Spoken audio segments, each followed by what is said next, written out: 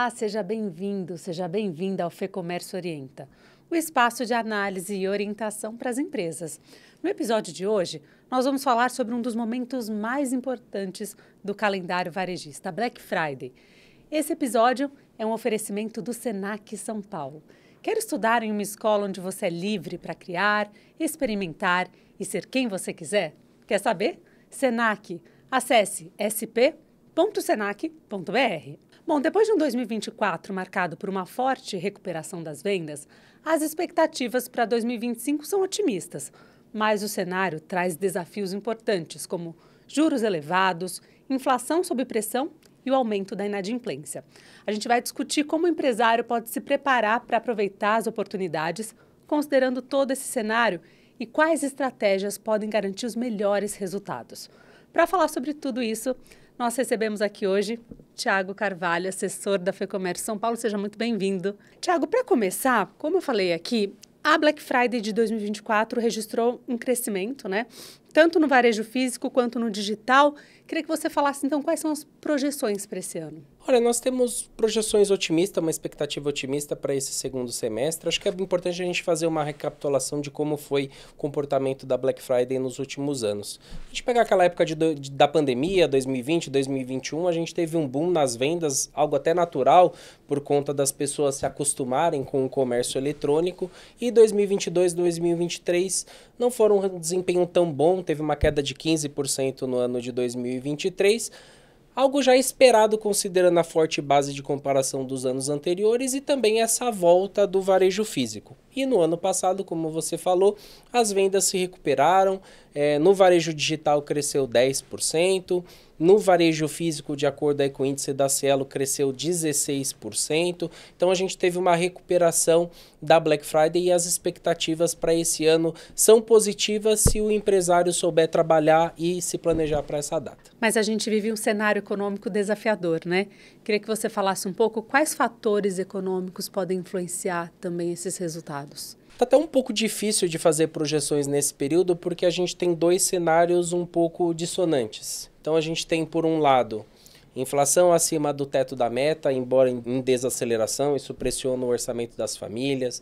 A gente tem inadimplência em alta, juros elevados, então são todos fatores que vão afetar negativamente o consumo. Por outro lado, a gente tem ainda um mercado de trabalho positivo, está em desaceleração, mas ainda há geração de empregos com carteira assinada, taxa de desemprego nas mínimas históricas. Então isso aumenta o contingente de consumidores com capacidade, né, de comprar, de adquirir, de fazer compras na Black Friday.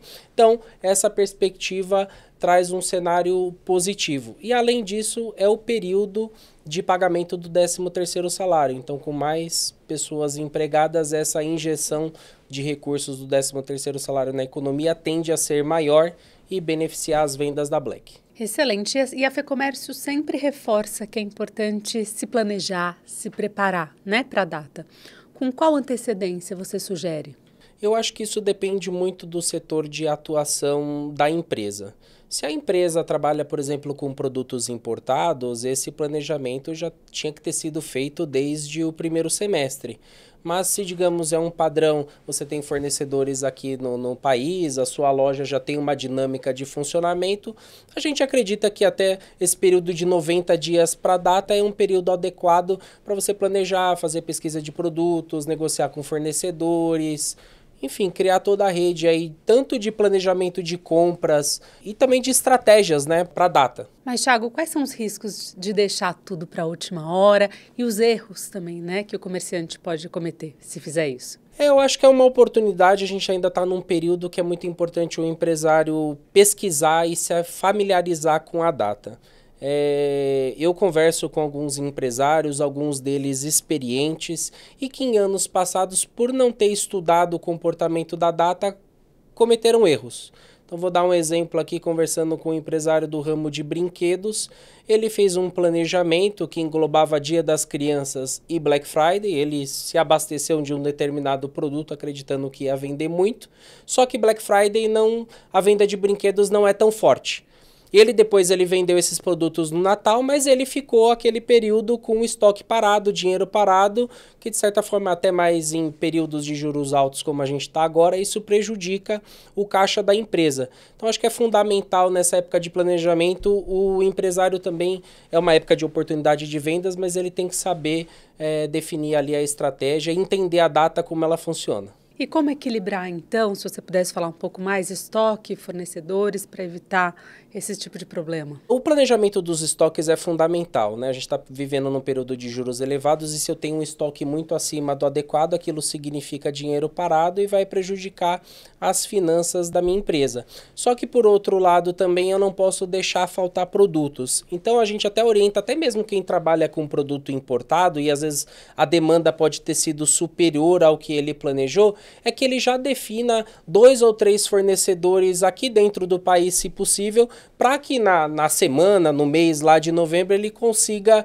recorrer e abastecer a loja se for necessário. Já é tradição aqui no Brasil antecipar, né? Para todo mês de novembro as promoções. Como que você enxerga isso? É positivo? Não é? É melhor usar todo mês de novembro na Black November? Olha, eu acho que é uma tendência do mercado, né, de estender as datas comemorativas, seja pela semana ou até pelo mês, né, na Black November. É uma forma de você até evitar gargalos na logística na época, né, porque se todo mundo é estimulado a comprar naquele dia, a gente já teve um histórico, né, de atraso nas entregas, você não consegue atender aqueles pedidos. Então é uma forma de você manter o consumidor atento às suas promoções durante o mês todo. Isso acho que desafoga um pouco da logística também. E você consegue trabalhar, por exemplo, diferentes linhas da sua empresa semana a semana. Então você pode criar ofertas ali, dependendo da seção da loja, conforme vai passando primeira semana, segunda semana, e deixar claro as ofertas mais atrativas para aquela semana da Black mesmo. E acho que os dados têm mostrado que quem trabalhou Black November, Black Week, teve resultados melhores do que quem deixou só para atuar no dia mesmo, na sexta-feira ou naquele final de semana da Black. Você produz no Brasil e quer conquistar um mundo pagando menos impostos? O certificado de origem Fecomércio São Paulo é a chave para isso. Com ele, você acessa benefícios fiscais garantidos por acordos internacionais firmados pelo Brasil e pelo Mercosul. Você pode reduzir ou até zerar impostos de exportação. É economia que fortalece a sua competitividade lá fora. A validação é rápida, 100% digital. E a aprovação sai em até 24 horas. Quer exportar com mais vantagem? Acesse o link ou escaneie o código QR. Certificado de origem Fecomércio São Paulo. Menos imposto, mais alcance. Quais canais de divulgação que você acredita que devem ser priorizados? Acho que redes sociais, acho que os canais, digamos, sem custo, que o empresário consegue trabalhar organicamente, né? Eu acho que muitos empresários ainda cometem o erro de não ter um cadastro ali dos clientes da loja, para que ele possa manter o contato, WhatsApp, enviar promoções. Acho que muitos perdem a oportunidade também em compras recorrentes, né?